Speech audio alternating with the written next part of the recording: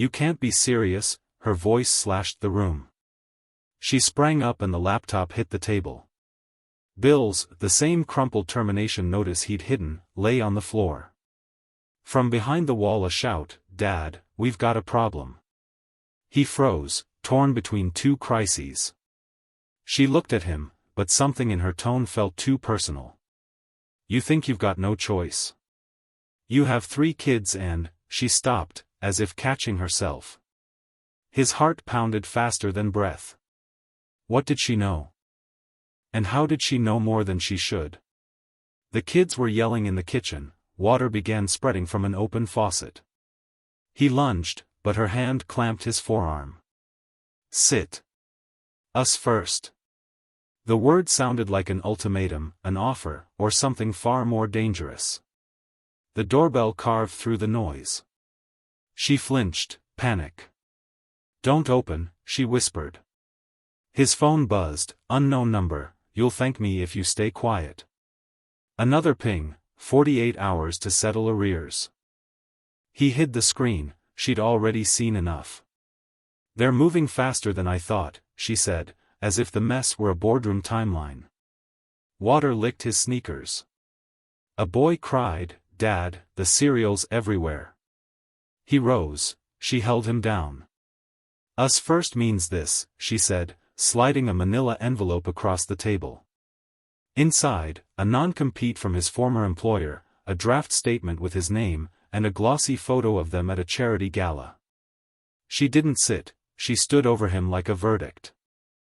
"They'll say you slept your way into favors. They'll say I exploited a single dad. This city devours rumor. I slept, what?" The picture's angle made it look like her hand was on his chest. Maybe it was.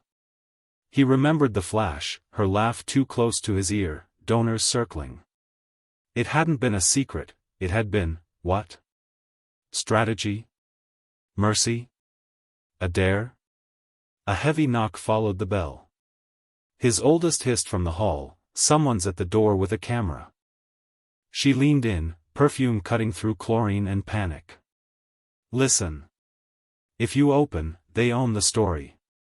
If you don't, we write it." Her gaze didn't blink. "And no, I'm not here to save you. I'm here to see if you can stand without burning us both." "What do you want?" "To see you choose," she said.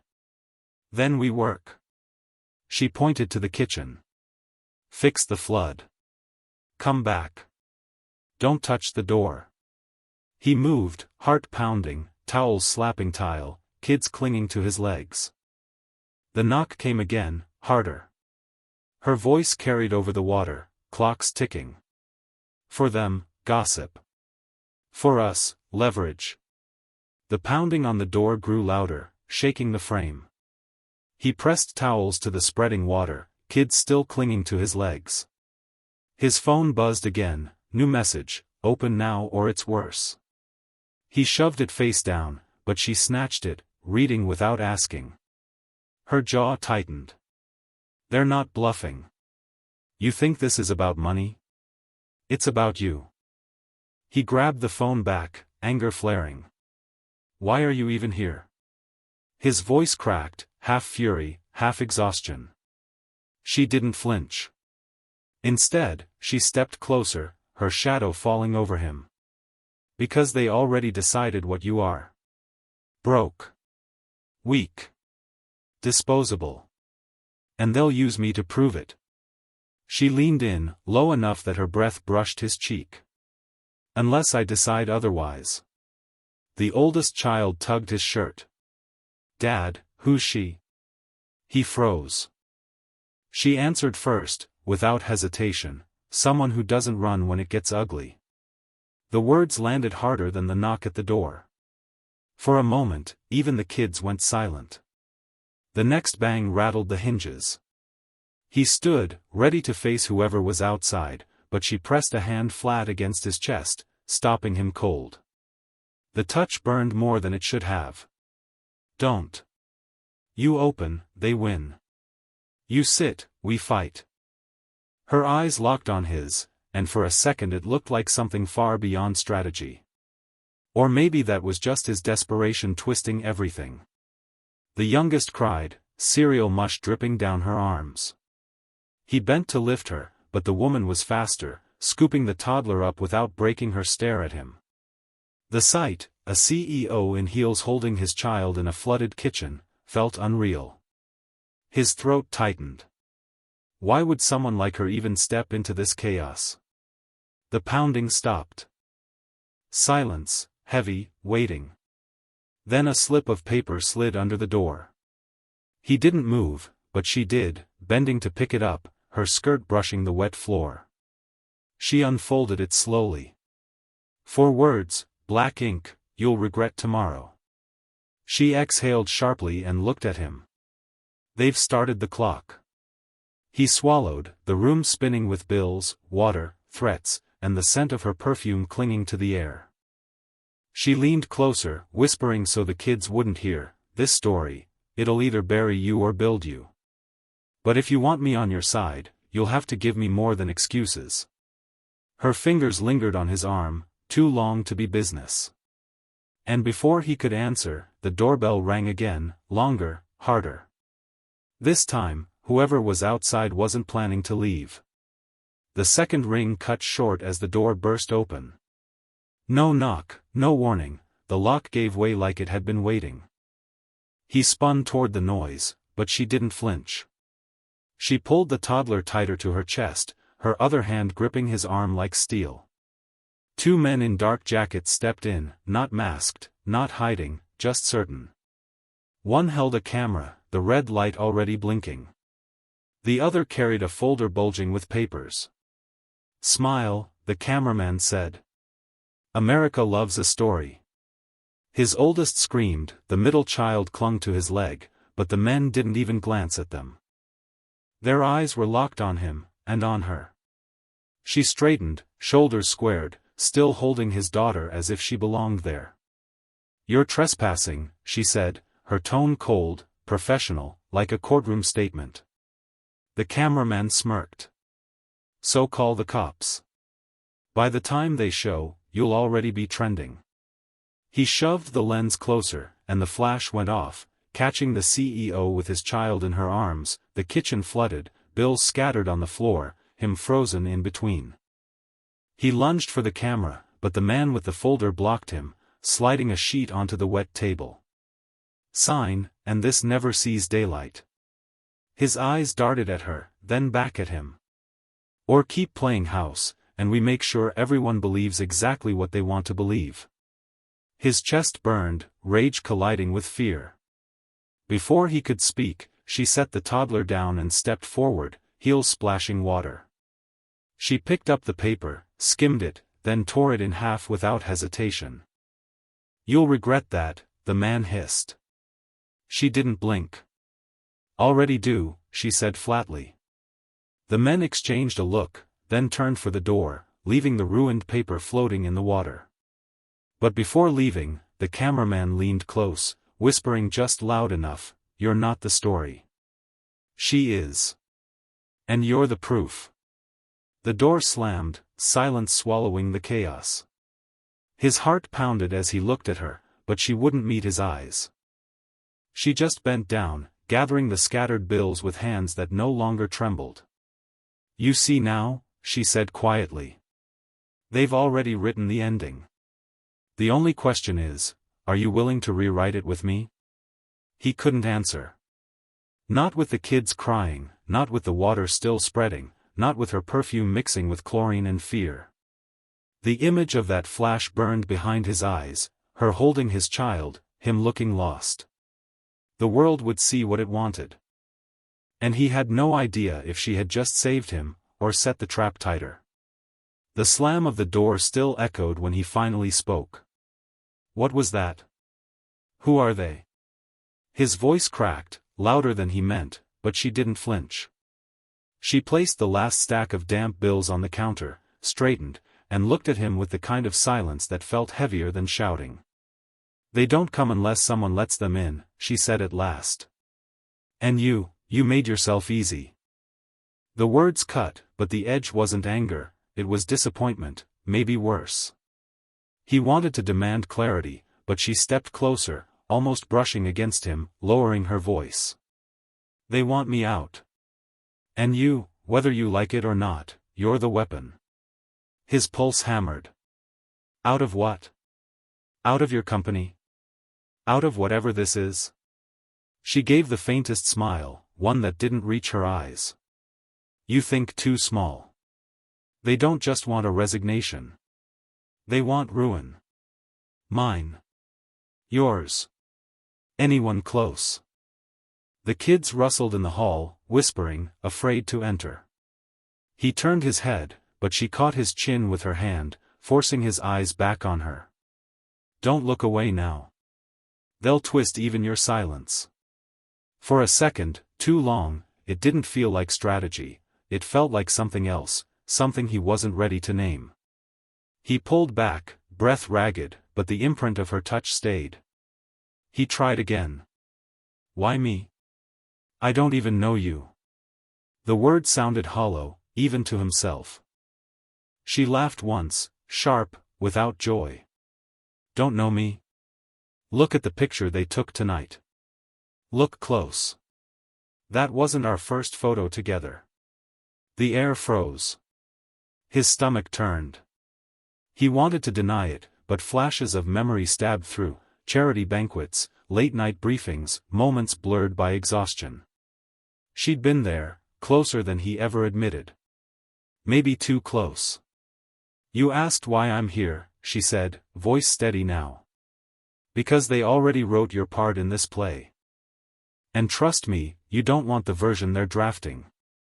She glanced at the crumpled contract in the water. You think losing your job was the start? That was just the headline. The weight of her words pinned him in place. He wanted to ask the next question, the only question, what's really going on?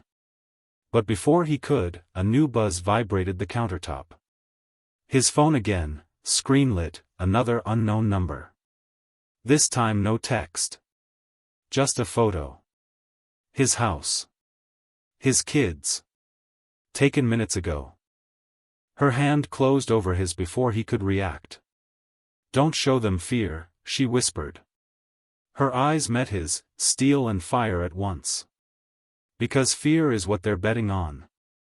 The headlights outside cut away, leaving the house in silence. He dared to breathe, but the phone lit again. Another photo. Not the porch this time, an old one, a charity gala 3 years ago. Him in a cheap suit, her in a red dress. The same picture the intruders waved earlier. Except this version was cropped closer, her hand pressed against his chest like an embrace. His throat tightened. That night, nothing happened. The words sounded weak even to him. She didn't answer, only studied the image, her lips pressed in a line that gave away nothing. Finally she said, it doesn't matter what happened. It matters what they can make people believe. He wanted to shout, to demand why his face kept showing up in her scandals, but the kids were watching from the hallway. He swallowed it down, gripping the table until his knuckles burned. So that picture, it wasn't an accident. Her eyes flickered, the first crack in her composure. She looked away before he could read it. Let's just say I should have known better than to let anyone with a camera get that close. She paused, then softer, and so should you. The unspoken words between them twisted tighter. He remembered the way she laughed that night, her hand brushing his shoulder, too close, too casual for someone with her reputation. It hadn't meant anything. It couldn't have. And yet the photo made it look like everything. A knock rattled the doorframe again, lighter this time, deliberate. Not fists, knuckles. A calm rhythm. His skin crawled. He stepped forward, but she caught his arm. Don't. They're not here for answers. They're here to see if you break. The knock stopped. A new buzz on his phone. He opened it, and his heart nearly stopped. A video clip. The gala again, same night, but from another angle, grainy, distant, shaky. Her leaning close, whispering something in his ear, his hand on the glass he held trembling. The clip ended before the words were heard. He looked at her, desperate. "What did you say to me that night?" She met his eyes, finally, steady and unblinking. "The truth," she said. Then she turned away, leaving him burning with more questions than before. The video replayed in his head long after the screen went dark. He wanted to throw the phone against the wall, but a small hand tugged his sleeve. His oldest, eyes wide, whispered, "Dad, are we in trouble?" The words cut deeper than any threat outside. He forced a smile he didn't feel. "No. We're fine." It sounded like a lie even to him. She crouched beside the kids, steady as ever. "Go upstairs," she told them firmly, almost gently. "Stay together. Don't come down unless your father calls." Somehow they listened to her faster than they ever did to him. When their footsteps faded, he turned on her. "You don't get to step in like that. They're my kids." Her expression didn't change. "Then act like it. Because right now, the only thing you're doing is proving them right." The sting of it hit hard, but before he could fire back, a new sound split the silence, the thud of a car door outside. He rushed to the window, pulling the curtain just enough to peek. A black sedan sat idling under the streetlight. Two silhouettes inside, unmoving. Watching. His chest tightened. "They're not leaving." She joined him at the window, close enough that her shoulder brushed his. "Good," she murmured. "Let them wait. They're nervous if they're watching instead of acting." Her calmness unsettled him more than the car. Then, a victory, small but real, his phone buzzed again, but this time it wasn't an unknown number. A friend from his old job. "Heard what happened. Don't believe everything you see. Call me." His pulse steadied for the first time all night. Maybe someone still believed in him. He dialed quickly, stepping into the hallway. The line connected, a voice he trusted filling his ear. Relief surged, until the words came. "Listen, you've got to stay quiet. They're saying things I don't even want to repeat. You need to understand, if you speak out now, they'll bury you." The line clicked dead before he could answer. He stood frozen, phone limp in his hand. For a moment it felt like the floor had dropped. Then he turned, and there she was, leaning against the doorframe, arms crossed. "So," she said softly, almost a challenge. "Do you believe me now?" But before he could reply, the headlights outside flared brighter. The sedan door opened. Someone stepped out, raising a camera with a flash that lit the entire house. The flash blinded him, white light flooding the room. He staggered back, cursing, while the kids shrieked upstairs. She didn't move. She stood in the glow of that flash like she had expected it. When the light faded, he saw her jaw tighten, her hands curling into fists. "They'll use that one," she said flatly. "You, frozen, me, too close. It's exactly the picture they want." Rage boiled inside him. "Then tell me why." "Why me? Why here? Out of everyone, you're a CEO. I'm nobody." Her eyes snapped to him, sharp, almost dangerous. "You think they pick nobodies by mistake?" She stepped closer, lowering her voice. "You're in this because they know what I can't risk." His pulse hammered. "What can't you risk?" For a moment she looked like she might answer, but the sound of glass breaking cut through.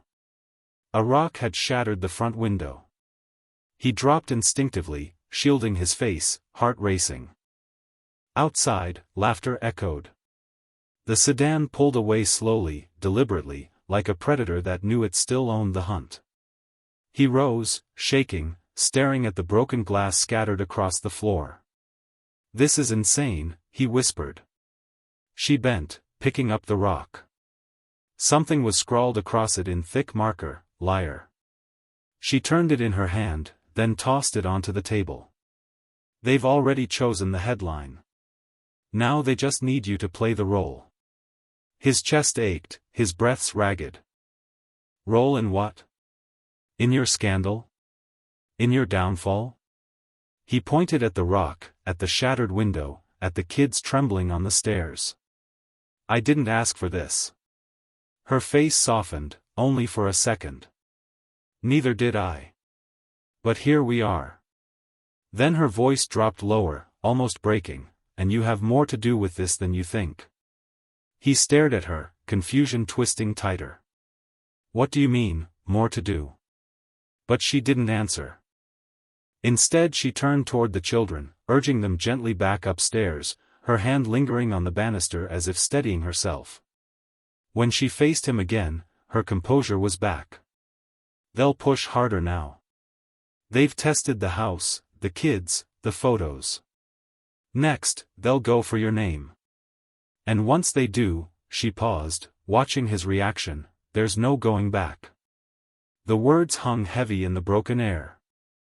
He wanted to demand answers, to force her to explain why any of this connected to him, but headlights flared again, sweeping across the ruined window. A new car pulled up, door slamming shut. This time, it wasn't laughter outside. It was footsteps, deliberate, steady, coming closer. The footsteps outside grew heavier, each one landing like a countdown. He grabbed a kitchen chair, ready to fight if he had to, though his hands trembled so badly he could barely keep hold. Upstairs, the kids whispered his name, afraid to come down but too scared to stay silent. She didn't move toward the door. She moved toward him. Calm, deliberate. Put it down, she said quietly. That's not how you win. His voice cracked. Then tell me how. Tell me why they're here, why I'm the one in the middle of this. She stopped inches away, her eyes burning into his. You already know, she whispered. You just don't want to admit it. The doorknob rattled. A voice called from outside, muffled but sharp, you've got 10 minutes. Then we go live. His stomach dropped. Live, broadcast. That meant the photos, the video, all of it out in the open. He turned back to her, desperate. I can't protect them if you don't tell me what this is. Her jaw clenched. For a moment, it looked like she might finally break, might finally spill whatever secret she was holding back. Instead, she pressed a hand to his chest, steadying his racing heart. You think this is just about my career? About rumors? Her voice trembled, the first time it ever had. It's bigger. And it's tied to you in ways you can't ignore. The words hollowed him out. Tied to him. But how? Why? He searched her face for something, regret, mercy, truth. All he saw was fire. The knock turned into pounding. A second voice joined the first, louder, crueler. Let's show the world what kind of father he really is. He staggered back, rage and fear colliding. They're not just after you, he realized aloud. They want me ruined too. She nodded once, slowly, like it was always obvious. Then, softer, and they'll succeed, unless you stand with me now. The pounding stopped. Silence again, but heavier this time, charged, waiting for his choice.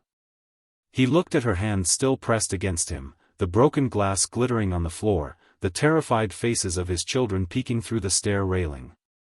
Every path seemed poisoned. Every answer a trap.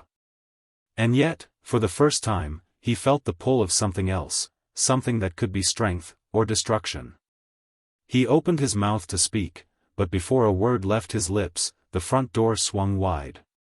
The door swung wide, and light poured in. Not the harsh flash of cameras this time, but the steady glare of a news crew, live feed already rolling. The cameraman raised his lens, the reporter spoke into her mic, and the words cut like glass. Here's the man at the center of the scandal.